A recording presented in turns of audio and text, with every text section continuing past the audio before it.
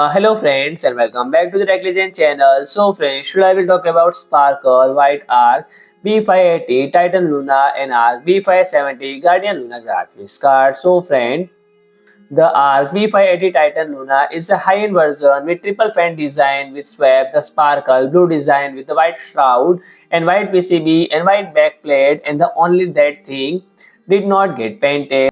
And it is the quiet SM is the IO bracket. The Arc B580 Titan Luna is expected to be pretty much the same as standard version, featuring a slightly factory overclock to 2740 MHz, and Sparkle is also working the all-white Arc B570 Guardian Luna, which is more a mid-range offer using a dual fan 2.5 slot thick cooler design, and it still use all white PCB, white shroud and white backplate, and Sparkle is still leaving the black IO bracket, and it should also the same as blue version, featuring a slightly factory overclock to 2660 MHz for the GPU.